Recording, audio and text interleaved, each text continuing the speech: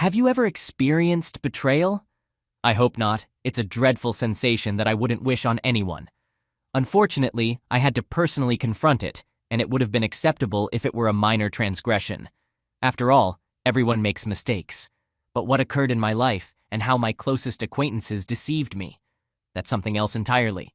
I assure you those involved in this will deeply regret it. This is my narrative. Enjoy hearing it. My name is Todd, and I consider myself quite attractive and intelligent, with a healthy self-esteem. I work as a programmer for a commercial company and have achieved a certain level of success. It's quite remarkable that I can work just 50 minutes a week and still earn a substantial income. However, it doesn't mean I'm idle the rest of the time. I'm constantly learning and developing new skills daily. I'm the one who turned my life around. I've read numerous motivational books, watched interviews with successful individuals, and pulled myself out of poverty. Consequently, I value everything I have, and every day I express gratitude for my blessings. Yet perhaps my most significant achievement in life is my wife Judith, who is 4 years my junior. She's 25 and I'm 29. Judith works as a model, participating in various advertising campaigns and boasting a substantial following on social media. She thoroughly enjoys her life. Judith possesses a slender, sun-kissed physique with well-toned thighs and an appealing bust. However, this wasn't always the case. Meeting me had a profound impact on her life. Initially, she worked as an ordinary cashier in a store with no particular aspirations or objectives. However, I detected a spark within her and played a part in kindling it. Even back then, I held a decent position. And though my income wasn't as substantial as it is today, I could afford a comfortable lifestyle. At my encouragement, Judith left her cashier job, and I helped her connect with a capable producer who aided her in achieving success on social media. Our combined earnings now enable us to enjoy a lavish lifestyle. This might come across as a typical success story or some such, and to be honest, I thought the same initially, until reality hit me like a ton of bricks. I have 2 friends from my school days, Philip and Alan, who were by my side up to a certain point. At the age of 18, we ventured into our first business, an ice cream stand. Unfortunately, it didn't thrive and went under within 6 months. We attempted another business, selling hot dogs, but had to shut it down after just 5 months. Subsequent endeavors were equally unsuccessful. At the age of 21, I came to the realization that something needed to change. I ventured into the IT field, which was unfamiliar territory for me, but I recognized its potential. My friends didn't support my decision, insisting, "It's a waste of time. You should engage in tangible pursuits and create something of your own, not work for someone else." I disagreed because I was thinking ahead. I understood that becoming a proficient specialist would eventually empower me to launch my own project, and that's precisely how it unfolded. Philip and Alan persist in their attempts to establish a business. Currently, they manage a single fast food stand that has been operational for 3 years, generating a modest profit they divide between themselves. However, when compared to my earnings, their profit seems insignificant. Instead of exploring new opportunities and progressing, they, like determined sheep, continue to focus on a single endeavor. While they have achieved some success, I suspect it may not be the outcome they had envisioned. As I enjoy the financial freedom to travel to various countries, purchase expensive clothing and automobiles, dine in fine restaurants, and have a wife with model-like looks, these 2 remain in the city, grappling with the daily stress of their business. I hold no resentment towards them for choosing not to join me. It was their decision, and I respect it. We still maintain a connection, although it's not as close as it once was. They are welcome to visit my home on weekends, relax on my leather couch, and engage in activities like playing video games and discussing ordinary matters together. Despite our disparities, we maintain a strong relationship and frequently meet, usually at my residence. They appreciated my opulent home, but it didn't immediately dawn on me that my wife also captivated their attention. To me, gatherings with Philip and Alan served as a form of diversion. They were unassuming individuals without formal education, and I appreciated the ability to sit down with them, share a beer, and engage in lighthearted conversations. I made no effort to flaunt my achievements in their presence. On the contrary, I aimed to relate to them on a down-to-earth level. Judith never objected to me spending a couple of evenings each week with my friends. She had her own circle of girlfriends, and she frequently socialized with them. Our home was always bustling with activity due to our hospitable nature. On one evening, as I was heading back home, I was halted by our neighbor Jimmy, who happened to be a director. He greeted me and asked, "Todd, how's everything going? I don't want to intrude, and please don't think I'm prying, but I've noticed something unusual. When you're not around, there's often a Ford parked near your house. I even took a photo of it." I took his phone and examined the picture, which showed a white Ford, my friend Philip's car. "Thank you for bringing this to my attention, Mr. Jefferson. I'll look into what's happening." "You're welcome. Oh, wait, can I ask you for a favor? When you're at home during the day, could you keep an eye on my house? If you happen to spot that car, please let me know." This was undeniably a concerning situation that couldn't be disregarded. Why was my friend visiting my wife while I was at work? With this question in mind, I entered the house where Judith warmly welcomed me. She was wearing a white robe and, without uttering a word, began, "Darling, I'm delighted you're home. I have a surprise for you. You need to pull this string." I pulled the string, unveiling a piece of artwork before me. Judith had acquired a new seductive costume, a nurse's outfit. "I think you might be a bit tired, but I know how to remedy that. First, you should take a shower, and then I'll be waiting for you in my medical office." I swiftly took a shower, and Judith and I shared an unforgettable night. Such spontaneity caused all my worries to vanish, and I wholeheartedly embraced the moment.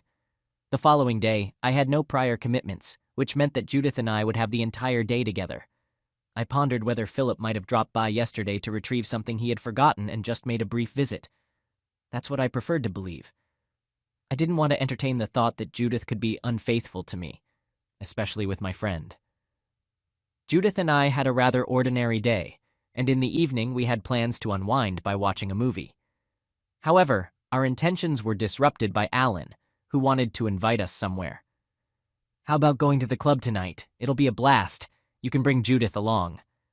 I declined the offer, not only because Judith and I had our own plans for the evening, but also because I didn't particularly enjoy going to clubs. Plus, I knew Judith would find it unexciting since Philip and Alan didn't have girlfriends. Philip had made attempts at relationships and even got married, but in the end, he cheated on his wife, leading to their separation. Alan, on the other hand, had encountered misfortune with his relationships, and the longest one had lasted only a year. I repeatedly advised them that if they wanted to go out together, they needed to find girlfriends. They would simply nod in agreement and assure me they'd find someone soon. I informed Judith about Alan's invitation and detected her disappointment. It seemed she was eager to go out and have some fun, though I didn't pay it much heed. The following day, duty called, and I had to head to work. I bid Judith farewell with a kiss and left. Around noon, my neighbor Jimmy phoned to inform me, "Todd, there's a car parked near your house again. I can't pinpoint the exact time, but I thought I'd give you a heads up." "Thanks, Jimmy.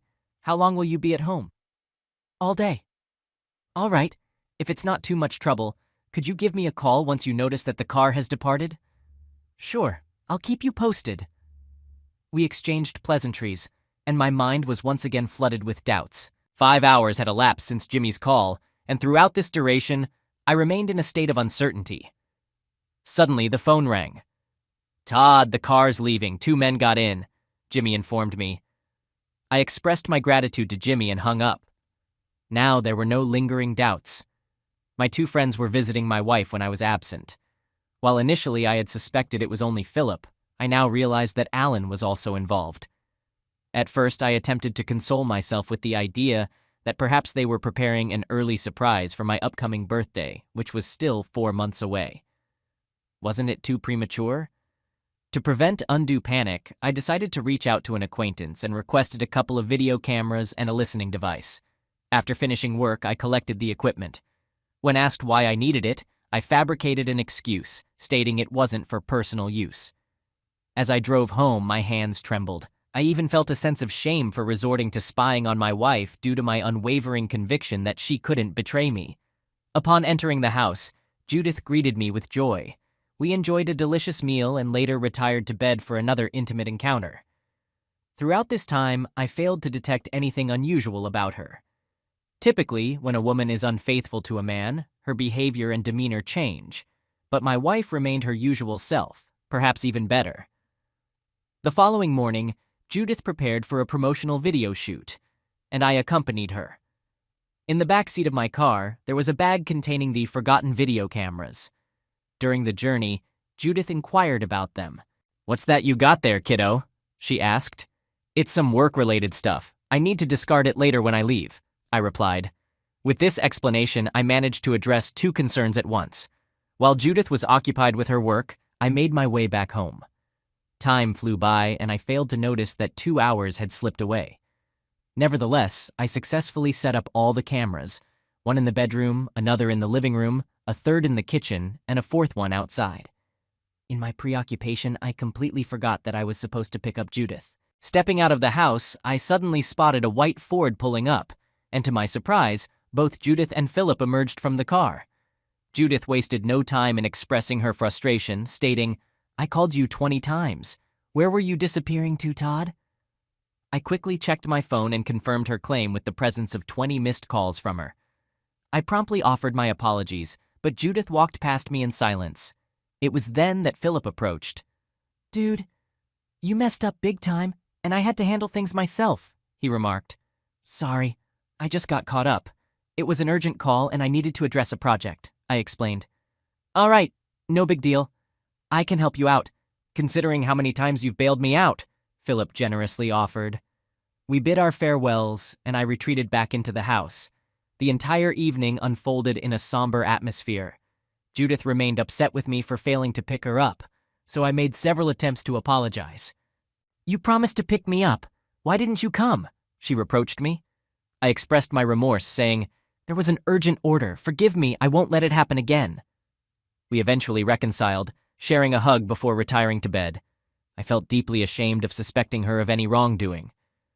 While I hadn't entirely believed the accusations, I couldn't ignore Jimmy's photographs. Thus, I felt compelled to personally verify everything. During the night, while Judith slumbered, I made the decision to unlock her phone and inspect her messages. I found nothing suspicious in Judith's messages. Her phone appeared clean. With a clear conscience, I retired to sleep. 2 weeks had elapsed since I'd installed cameras in my home. While I was at work, I diligently observed Judith's activities, and all seemed well. No hints of anything suspicious.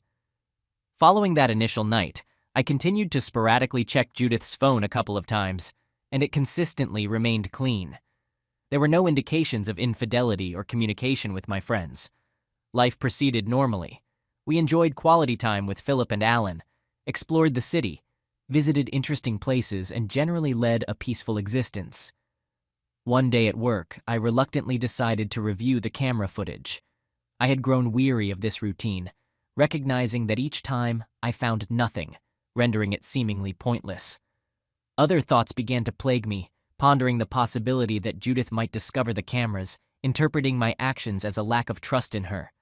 As I gazed at the camera feed, I witnessed Judith opening the door, an unexpected sight. I activated the outdoor camera and spotted a white Ford parked near my house with Philip and Alan standing on the porch. Judith warmly welcomed my friends, and they entered. I discreetly unplugged the listening device, which had been discreetly placed in the living room beneath the coffee table. Judith proceeded upstairs to the bedroom, while Philip and Alan removed their shirts, lounging bare-chested on the couch. Judith then retrieved a provocative costume from the wardrobe, the same one she had worn for me the previous night. I watched their activities closely, pondering my course of action. It had become evident that it was time to deal with this situation, quite literally taking out the trash. I initiated a call to an individual with an untraceable number whose identity couldn't be disclosed, but for our purposes, let's refer to him as Mr. Keller. He specialized in discreetly handling requested disposal of undesirable matters. I phoned Mr. Keller, recounting the entire distressing situation, my voice quivering, and the phone nearly slipping from my grasp. "Understood. Meet us at the payment spot, and once payment is made, the vehicle will proceed to your residence for the task." Our conversation was succinct, and the cost for such a service was substantial. I needed to hasten to the designated payment location. Fortunately, I had sufficient cash in my car for this service. I decided to review the camera feed and observed my wife already engaged in intimate acts with my friends. The nausea welled up within me because, had I not uncovered this, I would have returned home in the evening oblivious to the betrayal. I drove recklessly, feeling as though I had lost control of myself. Tremors coursed through me, and I feared I might faint. Overwhelmed by anguish, I even shed a tear. I couldn't fathom how my childhood friends and my wife could betray me like this. I swiftly reached the rendezvous point, an abandoned building. My task was to leave an envelope containing the payment, so I discreetly placed it under a stone and sent a confirmation message. Eggs laid. Almost immediately, I received a response. My chicks flew out of the nest. I rushed back home, parking the car nearby, and began observing from a distance. Glancing at my phone, I received a call from Jimmy reporting a white Ford near my house. I assured him that everything was under control. Resuming the camera feed, I witnessed two men enjoying my wife on my leather couch, an agonizing sight that felt akin to watching an explicit film. The pain resurfaced, but I sensed that justice would soon prevail. Approximately 10 minutes after my return home, a white van pulled up. 3 burly men, clad entirely in black attire with balaclavas concealing their faces, swiftly stormed into my house. One of them incapacitated Philip with a single blow, another subdued Alan, and the third silenced Judith. They were forced to the floor, their hands bound, bags placed over their heads, and promptly loaded into the van, which sped away. I bore witness to this sequence of events through the surveillance cameras, marveling at their efficiency and professionalism. The task was accomplished in approximately 40 seconds. All that remained for me was to patiently await the results over the next couple of days. To be cautious, I decided to consult my neighbor to check if he had witnessed anything unusual. Fortunately, he hadn't observed anything out of the ordinary. Upon my return from work that evening, I contacted the police and reported my wife as missing. Prior to this, I had taken the precaution of disabling and disposing of the phones belonging to Judith and my friends, rendering them untraceable. The following day, a tow truck removed the white Ford from my residence. I informed the police that, as usual, I had come home to find my wife missing without any discernible clues. All the neighbors in the vicinity provided their statements corroborating the frequent presence of the white Ford near my house when I wasn't present. To my surprise, it wasn't only Jimmy who had spotted this car near my residence. Since the vehicle was registered under Philip's name, he emerged as the primary suspect. Initially, I too fell under suspicion, but a verification call to my workplace confirmed that I hadn't left on the day of the disappearance. While the investigation was ongoing, I diligently backed up all the camera recordings onto a concealed disk. 4 days later, I received an anonymous video depicting the delivery of 3 individuals to a specified location. The video showed them being unloaded from a van with their eyes, hands, and feet bound in an empty field. All 3 were in tears, pleading for mercy, and I derived a peculiar sense of satisfaction from watching them. Considering my primary stipulation that no one should lose their life, they were left in the desert with their hands unbound and instructed to remain stationary for an hour. Subsequent to this, the vehicle departed, and their fate became solely their responsibility. They were transported in a van from Nevada to Texas, and at that juncture, I no longer harbored any concern regarding their prospects of returning alive. A month later, the investigation reached an impasse, and the detective proposed the theory that my wife might have eloped with Philip, engaging in an extramarital affair. I acknowledged this possibility.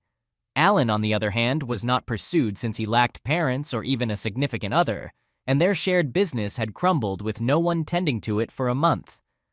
Opting against an immediate divorce, which might arouse suspicion, I retained legal counsel and initiated the legal proceedings. In the event Judith failed to return home within a couple of months, we could initiate divorce proceedings on the grounds of her unexplained absence. A month later, I was summoned to the police station for an identification procedure.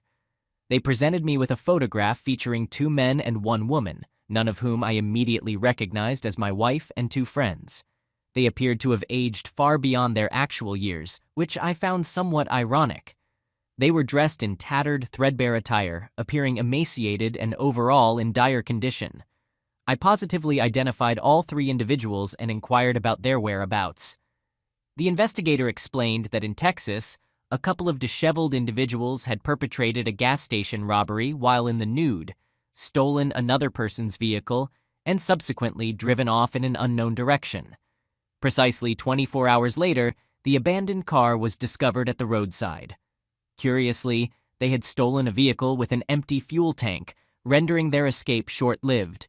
Eventually, they were apprehended and are presently serving prison sentences.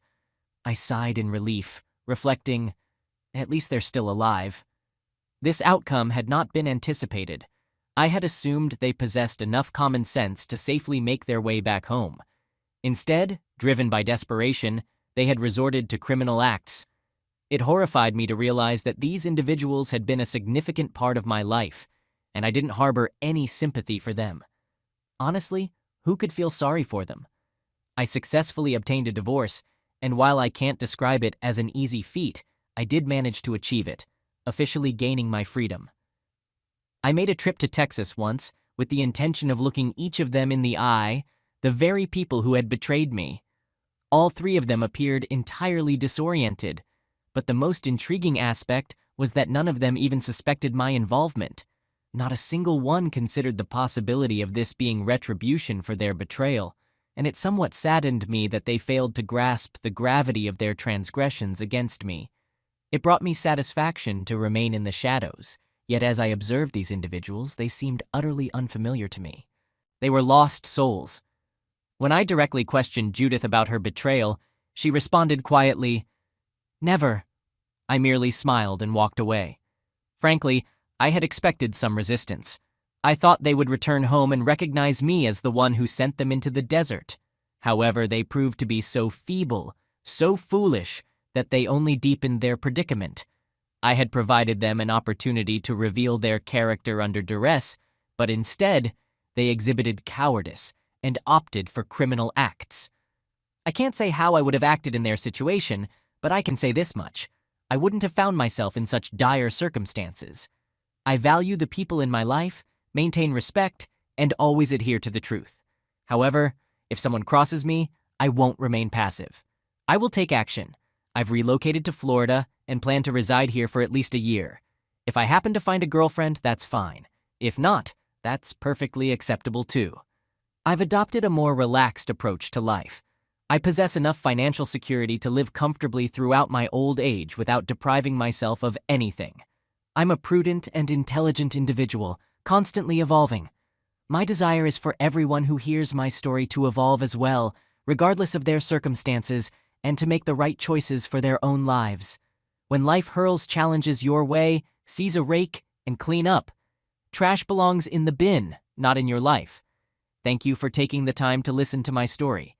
This concludes the tale.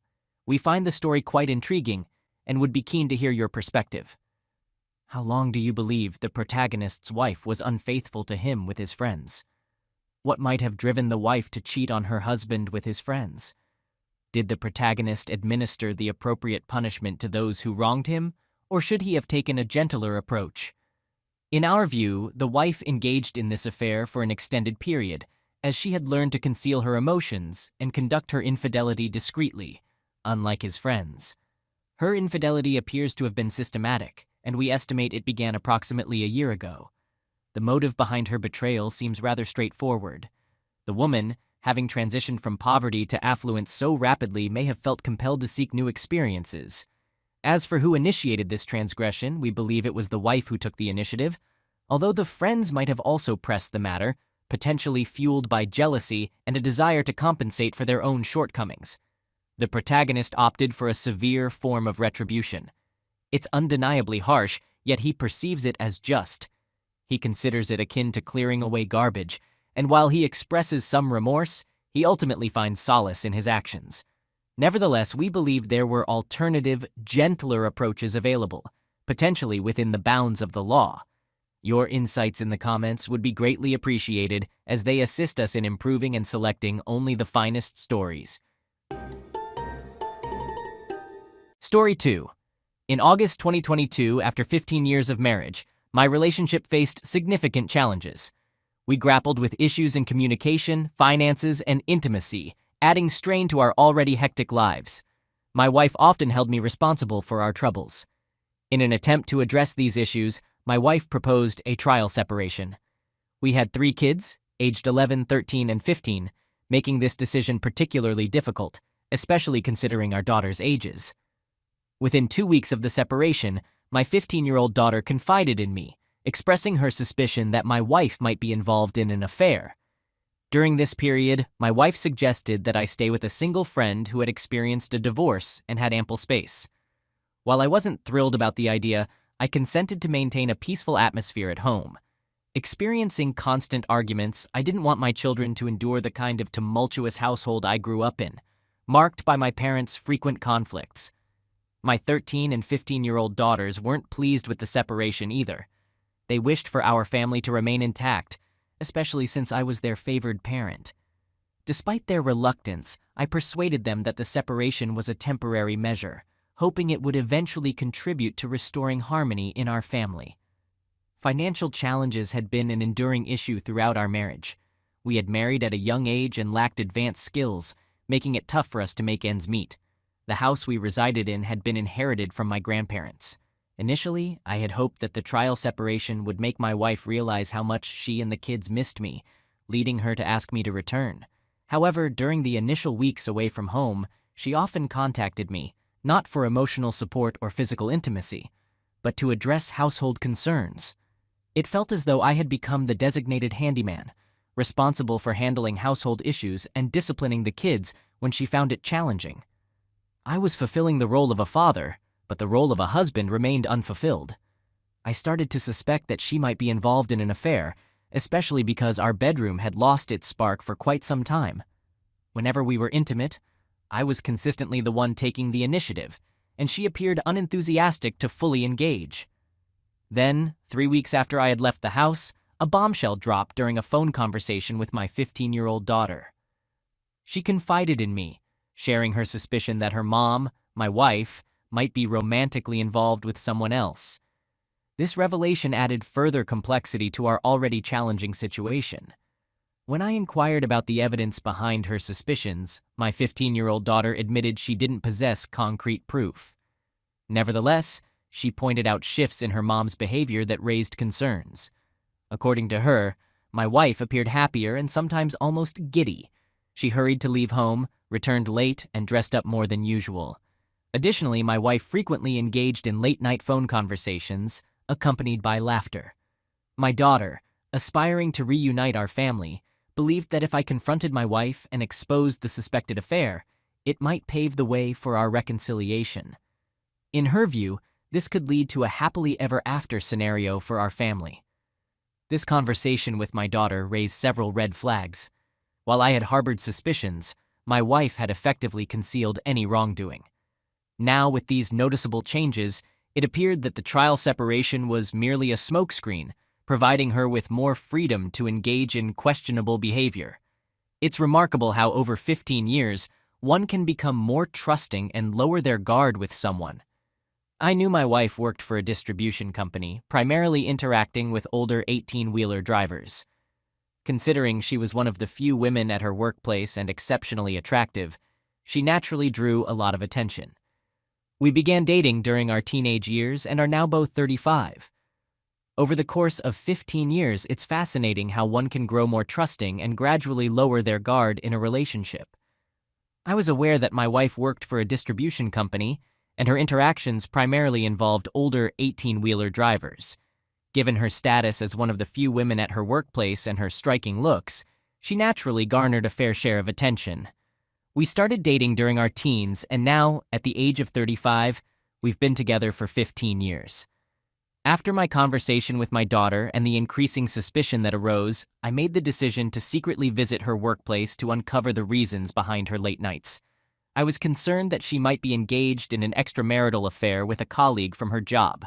Consequently, I hoped that when I observed her workplace after hours, I would find her car among the last two in the parking lot, indicating she or the person she might be involved with would depart together.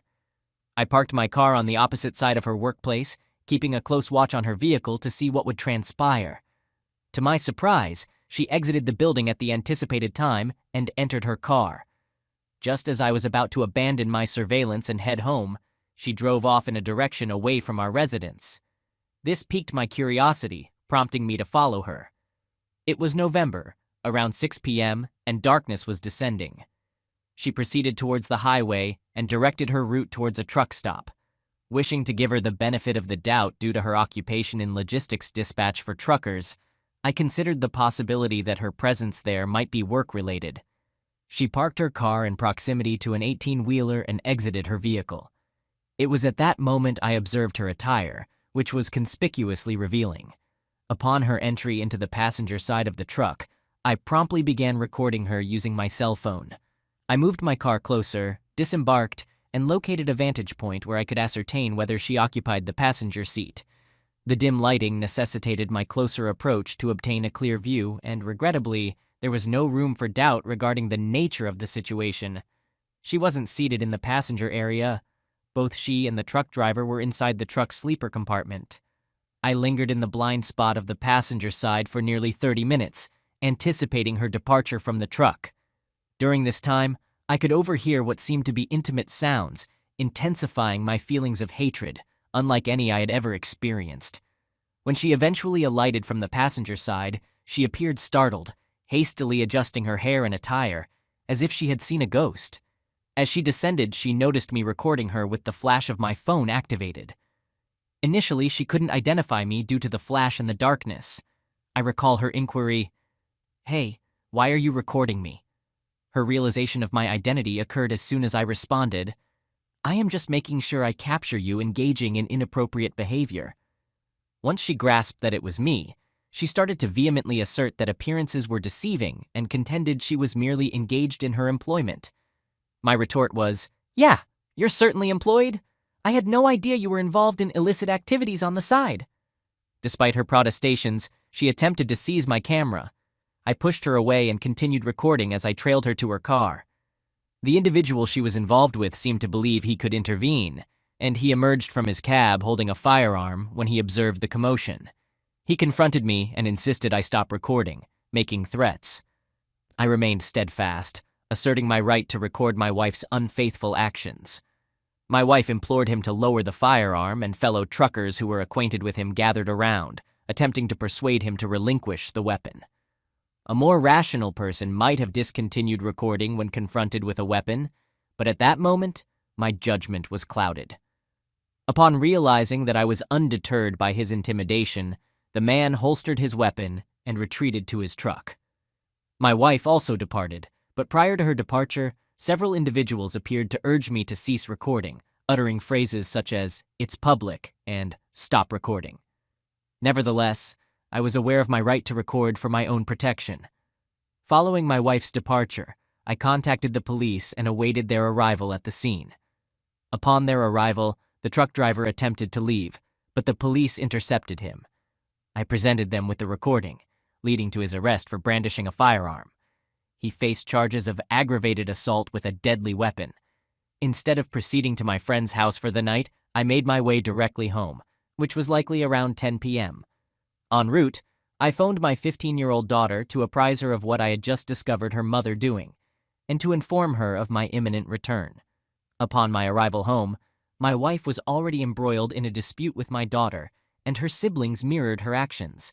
She initiated name-calling directed at my wife, which under ordinary circumstances might have warranted discipline.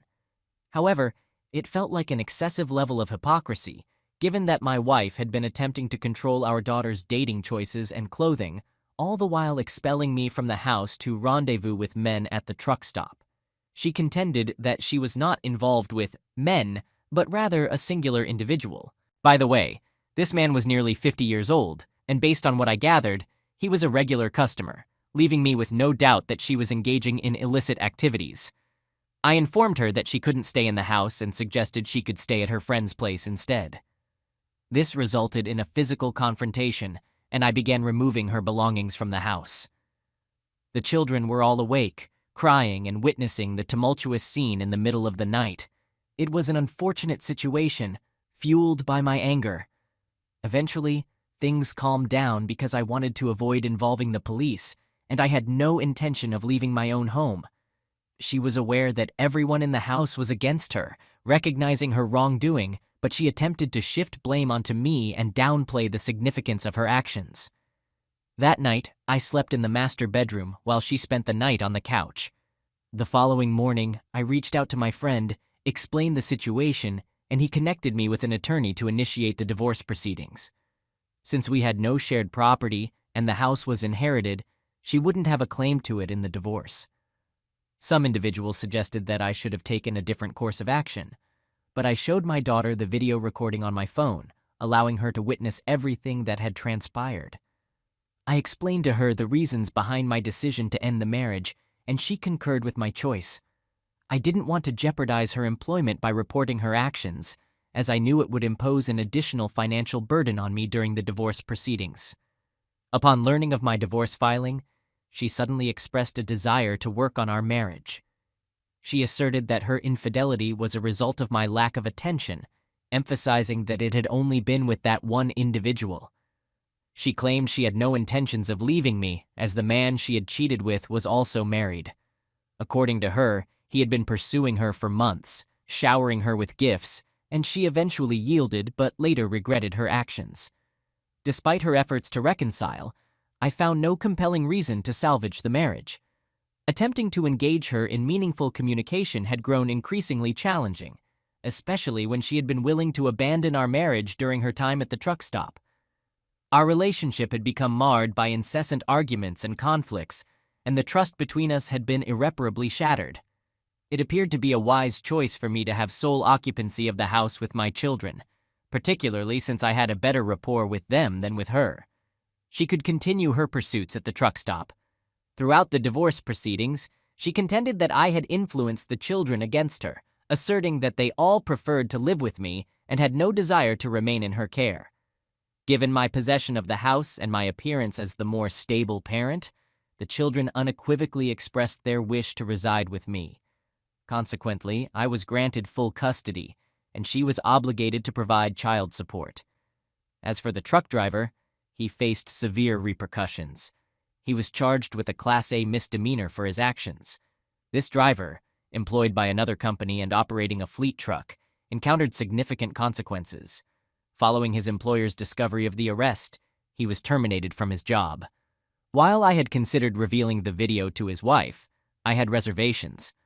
I didn't want to push a man to his limits, especially someone reckless enough to brandish a firearm in a public setting when caught with his spouse. Despite posing no actual threat to him, I ultimately decided against it. Even though the divorce wouldn't be officially concluded for several months, I already had custody of my children. Meanwhile, my soon-to-be ex-wife began residing in a studio apartment.